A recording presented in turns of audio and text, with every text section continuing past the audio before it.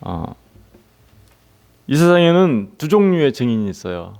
하나는 우리가 잘 알다시피 예수님의 시신을 도난해 갖고 그래서 돈으로 매수당하고 신분까지도 보장받은 사람들이 진실을 왜곡하고 거짓으로 말하는 증인들이 있어요. 가짜 증인들이죠. 예. 그 가짜 증인들은 정말 한번 말씀드린 바 있지만 돈도 받고 신분도 보장받는 그런 사람들이에요. 그래서 세상에서 보면 굉장히 화려한 모습으로 드러날 수 있고요. 큰 모습으로 나타날 수 있어요.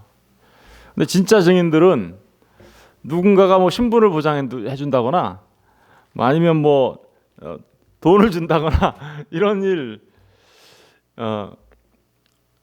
그런 일이 이 사람들에게는 잘 없어요. 그런데도 불구하고 그 누군가가 증인으로서 그들을 삼으셔서 증인으로 세워 주시죠. 그게 바로 오늘 이제 말씀인 거죠. 그 앞에는 그러니까 예수님의 시신 도난과 관련된 거짓 증인들이 있는가 하면 오늘은 주님께서 진짜 이 땅에서 복음을 전하는 참 증인으로서 사람들을 세우시는 장면이 나오는 거죠. 그리고 가서 해야 할 일이 무엇인지에 대하여 구체적으로 이야기하고 있습니다. 먼저 16절을 보니까 11제자가 갈릴리에 가서 예수께서 지시하신 산에 이르러 그러니까 11제자. 11제자. 왜 11제자일까요? 예, 유다가 배신했죠. 그럼 베드로는 배신 안 했나요? 그렇죠. 참 이 11제자라고 써 있는 말이 굉장히 은혜스러운 말인 거예요. 사실은 유다도 아마 그가 스스로 목숨을 끊지 않고 회개하고 주님께로 돌아왔으면 어땠을까라는 생각을 갖게 만드는 말씀이죠. 보세요. 베드로는 예수님을 부인하고 떠났었잖아요. 그런데 그가 여전히 누구로 남아 있어요? 11제자로 남아 있어요. 그러니까 이게 참 놀라운 은혜예요. 그러니까 11제자니까 당연하지. 12명 중에 한 명은 배신했으니까 11명이지. 이런 게 아니고요. 사실은 이 말씀 안에 사실은 다 모든 제자들이 다 어떻게 했어요? 도망갔었어요. 그런데 그 11제자가 다시 갈릴리에 갔다라는 얘기는 주님께서 그들을 전부 다 어떻게 해요? 회복시켜 주시고 주님 그 제자의 자리로 돌아올 수 있게 하셨다라는 그 은혜가 바로 그 11제자에게 있었음을 우리에게 알려주고 있는 겁니다. 그러니까 여기 써 있는 11제자라는 단어가 그냥 단순하게 써 있는 11제자가 여기 11제자만 있는 거 아니에요. 어떤 학자들은 11제자만 있었던 거 아니다. 거기에는 예수님의 부활을 동시에 목격했던 500명이 같이 있었다라고 얘기하는 학자들도 있어요. 그런데도 불구하고 11제자라고 이렇게 얘기하는 것은 주님께서 그들 제자로 삼으셨던 그들 모두를 다 회복시키셔서 정말로 다시 한 곳에 모으시고 거기에서 정말 그들이 주님께서 주시는 그 일들을 어떤 일들을 감당해야 할지를 말씀하시기 위하여 모으신 그거. 그러니까 이게 굉장히 이 11제자라는 말이 얼마나 큰 놀라운 은혜가 이 안에 있는지 우리가 깨달아 알 수 있습니다. 그죠? 그런데 그 11제자가 어디로 갔다고요? 갈릴리에 가서. 이 갈릴리에 가서는 이미 제가 몇 번 말씀드린 바 있어요. 그죠? 갈릴리에 간다. 그 이방의 갈릴리잖아요. 이방의 갈릴리에 모였다라는 얘기는 이제 복음이 어디로 간다라는 것을 상징하는 거 있을까요? 이방 땅으로 갈 것을 상징하고 있죠. 이미 이것은 예수님께서 내 십자가에 달려 죽으시기 전에 베드로가 부인했을 때, 그죠? 부인한다고 할 때 닭이 3번 울기 전에 네가 나를 부인할 거야. 그렇게 얘기하시기 전에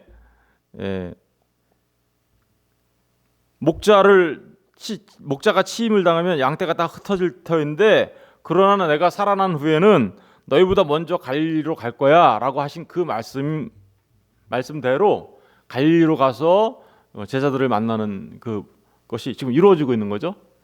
성취되고 있는 겁니다. 갈릴리에 모인 11제자, 이방의 갈릴리, 그죠? 그 갈릴리에서 모여서 이제 이 11제자는 정말 예수님의 참된 증인으로서, 그죠? 참된 증인이죠. 이들은 증인으로서 갈릴리 이방 땅으로 나가 하나님의 복음을 전하는 증인으로서의 삶을 살게 될 것을 이 11제자가 갈릴리에 가서라는 말 안에 우리가 이미 앞에 있는 그 주님께서 하신 그 모든 말씀들을 그리고 앞에 있었던 사건들을 돌아보면서 이 말이 그런 말이었겠구나라는 것을 우리가 생각해 볼 수 있습니다. 더군다나 이제 11제자가 갈릴리에서 갔는데 예수께서 지시하신 어디요? 예수께서 지시하신 산에 이르러. 그러니까 지시하신 산이 어딜까? 뭐 어떤 사람들은 다볼산이다, 무슨 산이다, 무슨 그렇죠. 다볼산을 우리는 또 변화산으로도 알고 있잖아요. 뭐 그렇게 그런 얘기들을 쭉 하는데 사실 어느 산인지 정확하게는 모릅니다. 다만 산이라는 데 중요하죠. 산이라는 게 굉장히 중요한데 왜 산이 중요할까요? 예. 이 산이라는 의미가 사실은 그게 진짜 상징적인 의미가 있죠. 하늘과 땅이 만나는 곳, 그죠? 그리고 사실은 이 산이라는 말이 시내산에서, 그죠? 모세가 시내산에서 하나님으로부터 말씀을 받았던 곳, 그죠? 하나님과의 언약이 체결되었던 곳, 이게 산이잖아요. 지금 모세가 시내산에서 하나님과의 언약을 체결한 그래서 이스라엘을 출애굽시킨 모세와 함께 이스라엘을 출애굽시켰다면 지금 여기 이 산 신약에 와서 산은 예수님께서 산에서 뭘 가르쳤어요? 산상수훈을 가르치시기도 하고 산에 가서 기도하시기도 하며 산에서 지금 이렇게 어떻게 해요? 제자들을 파송하려고 하고 있잖아요. 이런 모든 일들은 마치 이스라엘을 출애굽시켰던 그 모세의 모습으로 이 예수님의 모습을 이렇게 같이 같은 모습으로 설명하기 위하여 하는 거죠. 그러니까 모세에 의하여 출애굽했던 것처럼 이 세상의 모든 민족들이 어떻게 한다고요? 출애굽을 예수를 통하여 하게 될 거야라는 그런 의미가 지시하신 산, 이 산의 의미가 있는 거예요. 그러니까 예수님이 누구라는 거예요? 진정한 엑소더스, 그죠? 출애굽할 수 있게 하시는 분이라는 의미가 지시하신 산에 이런 산이라는 말이 그런 의미를 내포하고 있죠. 여러분, 저와 여러분이 누구로 인하여 출애굽하나? 이 바벨론 같은, 그죠? 사실 애굽이 바벨론이고 바벨론이 이 세상을 상징하는 거고, 그래서 이 죄악에 물들어 있는 심판당에 마땅한 이런 세상에서 우리를 끄집어내어 약속의 땅 가나안 땅으로 갈 수 있도록 하시는 분이 누구라는 거예요? 진정으로 예수님이시라는 것을 이 짧은 말 속에서 지금 우리에게 말해주고 있는 겁니다. 17절을 보니까 예수를 배웠고 경배하나. 주님을 배웠고 경배했어요, 그죠? 이 경배했다라는 말은 제가 많이 얘기했었죠. 사실은 이 경배했다라는 말은 절하다라는 말이에요. 무릎 꿇다, 절하다. 구약의 말로 하면은 히브리 말로 하면은 제가 바라크라는 말로 쓸 수 있고 이 프로스퀴네오라고 할 수 헬라 말로는 프로스퀴네오라고 하는데요.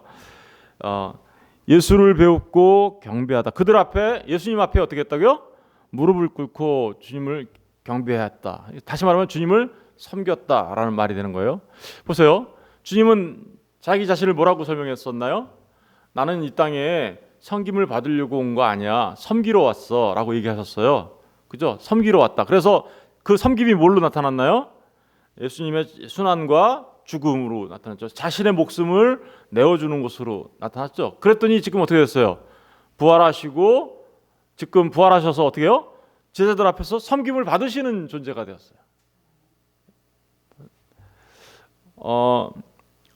바로 그런 예수를 배웠고 경배하나. 경배라는 말이 바로 그런 의미가 들어있는 것이죠. 그런데 문제가 하나 있네요. 아직도 의심하는 사람들이 있더라. 아직도 의심하는 예수님께서 지금 십자가에 달려 죽으시고 부활하셔서 갈릴리에서 내가 먼저 갈릴리로 갈게. 그래서 갈릴리에서 만나고자 한 그곳에서 만났어요. 그러면 우리는 어떤 생각이 드나요? 당연히 주님이 진짜 부활하셨네. 경배하는 자들의 모습을 보면서도 경배하지 않았다가도 어떻게 해요?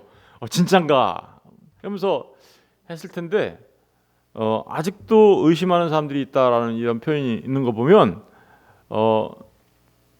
눈으로 보는 것, 귀로 듣는 것이 좀 다가 아니라는 것을 우리가 알 수 있겠죠. 예. 사실은 의심, 여러분 이 말을 해석하는 게 굉장히 학자마다 다 다양해요. 이게 11제자가 동시에 다 의심했는지, 아니면 11제자 중에서 몇몇은 믿었는데 또 아직도 의심하고 있는 자가 있었던 것인지, 아니 11제자는 다 믿었고 거기 같이 있었던 다른 사람들이 의심했는지, 뭐 등등 학설이 되게 분분해요. 가지고 해석하기가 좀 어려운 부분이다라고 얘기를 하고 있어요. 그런데 사실은 우리가 그냥 사례를 한번 보면 될 것 같아요. 어떤 사람이 의심했는지. 우리 누가복음 잠깐 가서 볼까요? 누가복음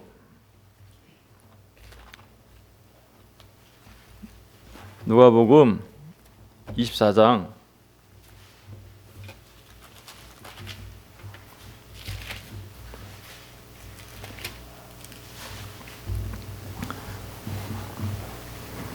13절에 보면요. 13절에 보면 13절부터 쭉 35절까지 보면 누가 나와요 여기에? 엠마오 길에서 제자들에게 나타나신 주님 이야기가 이렇게 기록되고 있죠. 엠마오 마을로 가는 이 사람들은 누구일까요? 제자들이었죠. 13절에 보니까 그날에 그들 중 둘이 예루살렘에 25일이 되는 엠마오라 하는 마을로 가면서 이 모든 된 일을 서로 이야기하더라. 그들이 서로 이야기하며 문을 때 예수께서 가까이 이르러 그들과 동행하시나 그들의 눈이 가리워져서 그인 줄 알아보지 못하거늘. 여기 지금 엠마오 마을로 가는 두 제자한테 누가 나타났어요? 예수님이 나타났어요. 그런데 알아봤어요? 못 알아봤어요? 못 알아봤어요. 왜 못 알아봤을까요? 눈이 가리워져서. 눈이 가려워졌어요. 그래서 예수께서 이르시되 17절 너희가 길 가면서 서로 주고받는 이야기가 무엇이냐 하니 두 사람이 어떻게 됐어요? 슬픈 빛을 띠고 머물러 서더라. 그러니까 지금 엠마오로 가면서 슬픈 빛을 띠신 건 왜 그럴까요? 예수님이 자기들이 따르던 예수님이 죽었어요. 아직도 그러니까 죽은 걸로만 알고 있어요. 그리고 18절 그 한 사람이 글로바라는 자가 대답하여 이르되 당신이 예루살렘에 체류하면서도 요즘 거기서 된 일을 혼자만 알지 못하느냐. 뉴스 못 들었어요? 얘기하는 거예요. 그죠? 뉴스 못 들었어요? 19절 이르시되 무슨 일이냐 이르되 나사렛 예수의 일이니 그는 하나님과 모든 백성 앞에서 말과 일에 능하신 선지자이거늘. 그러니까 뉴스 못 들으셨어요? 예수에 관한 뉴스 못 들으셨어요? 그 얘기하는 거죠. 근데 나사렛 예수에 관한 얘기 못 들으셨어요? 하나님과 모든 백성 앞에서 말과 일에 능하신 선지자였거든요. 그런데 우리 대제사장과 관리들이 사형 판결에서 넘겨져 십자가에 못 박았습니다. 우리는 이 사람이 이스라엘을 속량할 자라고 어떻게요? 이스라엘을 속량할 자 누구예요? 우리 이스라엘을 구원해낼 자 그죠? 라고 바랬습니다. 그런데 이뿐 아니라 이 일이 이루어진 지가 사흘째요. 십자가에 못 박혀 넘겨 죽어. 그리고 사흘이 지났습니다. 그리고요 이 사람들이 얘기를 들었어요. 어떤 얘기를 들었냐면요, 부활했다는 소식을 들었어요. 22절 보세요. 또한 우리 중에 어떤 여자들이 우리로 놀라게 하였으니 이는 그들이 새벽에 무덤에 갔다가 그의 시체는 보지 못하고 와서 그가 살아나셨다는 천사들의 나타남을 보았다 함이라. 또 우리와 함께한 자 중에 두어 사람이 무덤에 가 과연 여자들이 말한 바와 같음을 보았으나 예수는 보지 못하였으니라 하거늘. 이거 무슨 얘기하는 거예요 지금? 그러니까 십자가 못 박혀 죽으신 일과 3일째 됐는데 어떤 여자들이 무덤에 갔다가 시체를 보지 못했다. 이게 뭐야? 주님의 이 사람들은 이게 주님의 부활로 믿었을까요? 아니면 시체 도난설처럼 믿었을까요? 예. 시체는 보지 못하고 와서 그가 살아나셨다 하는 천사들이 나타났다을 했는데 정말이야? 두 가지 소식을 같이 들었을지도 몰라요, 그죠? 거짓 병사들이 말했던 시체 도난설을 들었을지도 모르고 또 진짜로 제자들이었으니까 이런 예수님의 부활에 관한 소식을 들었는데 뉴스는 들었어요. 그런데 믿어요, 못 믿어요? 예수님의 부활을 못 믿고 있어요. 의심하고 있어요. 24절을 보니까 또 우리와 함께한 자 중에 두어 사람이 무덤에 가 우리와 함께한 자 중에 두 사람은 누굴 말하는 걸까요? 베드로와 요한 말하는 거죠. 막 달려갔던 그 무덤에. 그 사람들이 과연 여자들이 말한 바와 같음을 보았으나 봤어요. 이 사람들이 그러니까 어떻게요? 제자들이 가서 빈 무덤을 본 것까지도, 베드로와 요한이 본 것까지도 다 소식을 들었어요. 그죠? 그런데 예수는 보지 못하였습니다. 그러니까 뭐예요?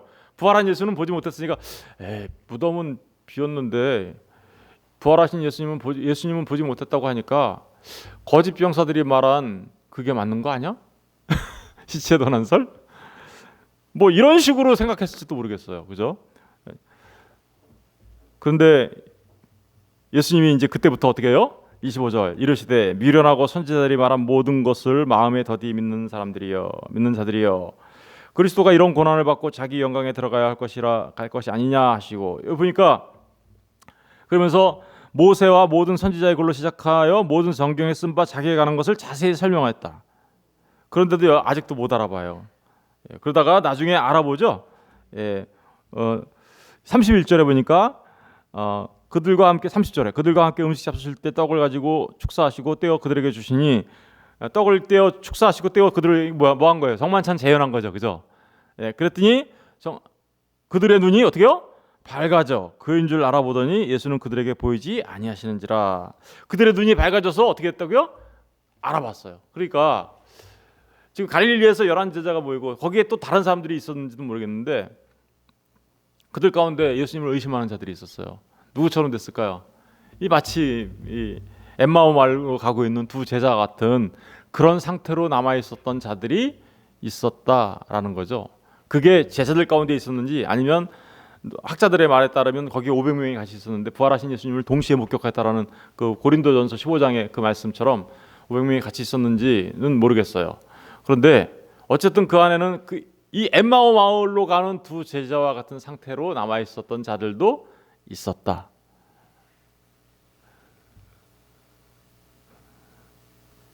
그래서 이게 참 그래서 어려운 거예요. 예수를 배웠고 경배했다라고 그러는데 의심하는 사람들이 있었다라는 말이 이게 두 개가 성립될 수 있는 거야, 그죠?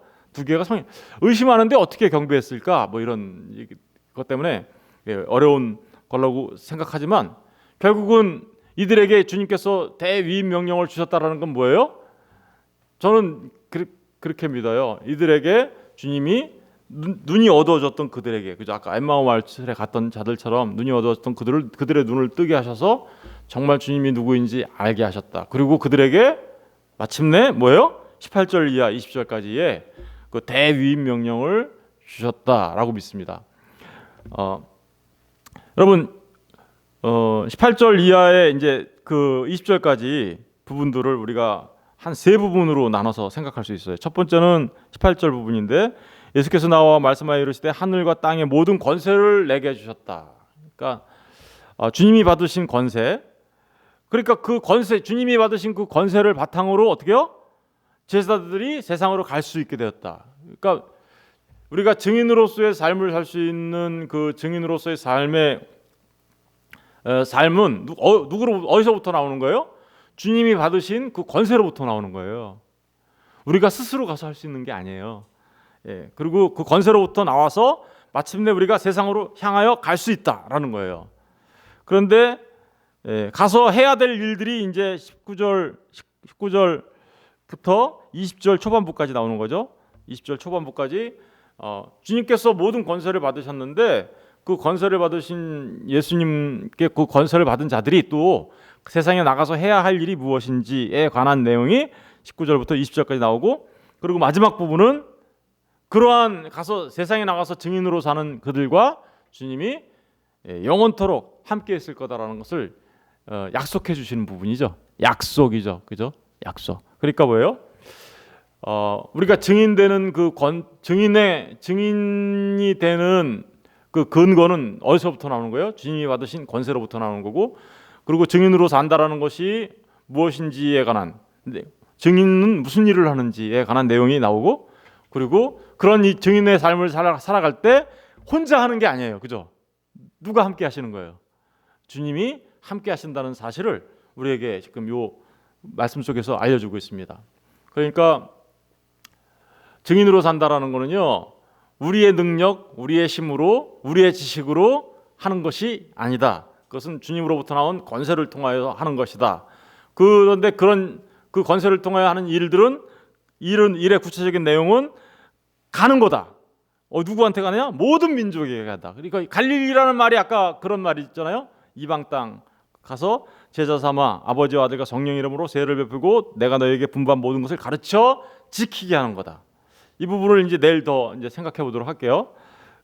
그리고 그런 일을 할 때 나 혼자 하는 것 같지만 내가 하는 것 같지만 사실은 누가 하는 거예요? 주님이 내가 너와 함께 할 거야 라는 그 약속을 해주시는데, 결국은 우리가 증인으로 살아간다라는 얘기는 우리가 누구와 함께 하고 있다라는 사실을 거꾸로 말하면 증명해주고 있는 거예요. 우리가 증인으로 살아갈 때 예수님이 우리와 함께 하고 있음을 반대로 우리 증명해주고 있는 거죠. 그리고 우리가 가서 증인으로 사는 것은 결코 내 힘으로 내 지식으로 나 혼자 하는 것이 아니라는 사실을 우리에게 분명하게 말해주고 있습니다. 그래서 이 부분에 대해서는 내일 다시 한번 생각해 보도록 하고요. 오늘은 저와 여러분이 하늘과 땅의 모든 권세를 주신 그 주님의 권세를 위임받아 우리가 증인으로 살아갈 수 있도록 불려 모으신 그 11 제자와 같은 자리에 저와 여러분도 똑같이 초청하셨다라는 사실을 분명히 알고 계셔야 한다라는 말씀을 드리고 싶습니다. 저와 여러분에게도요, 주님께서 너희는 가서 모든 민족으로 제자를 삼아 아버지와 아들과 성령의 이름으로 세례를 주고 내가 너희에게 분부한 모든 것을 가르쳐 지키게 해라 라는 이 사명에 저와 여러분이 똑같이 부름을 받고 똑같이 청함을 받고 우리에게 그 사명을 위임해 주셨다라는 사실을 먼저 아셨으면 좋겠고요. 그리고 이런 말씀들을 통해서 우리가 그 일을 감당할 때 나는 못해, 나는 그런 거 잘 못해 라고 얘기하시는 분이 아니라 주님이 나와 함께 하시니 내가 그 일을 기쁨으로 감당하겠습니다 하는 마음으로 정말 주님의 증인으로, 아까 주님의 시체를 도난해 갔다고 거짓 증인했던 사람들처럼 교회가 여러분들한테 돈을 주는 것도 아니고 또 여러분들한테 무슨 신분을 보장해 준다고, 안전을 보장해 준다고 그런 말하는 거 없지만, 진짜 참된 증인들은 주님으로부터 그 위임을 받아 그런 일들을 감당하는 사람들이라라는 사실을 기억하시고 정말 이 일에 우리의 삶을 동참시키는 그런 분들 되셨으면 좋겠습니다. 기도하겠습니다.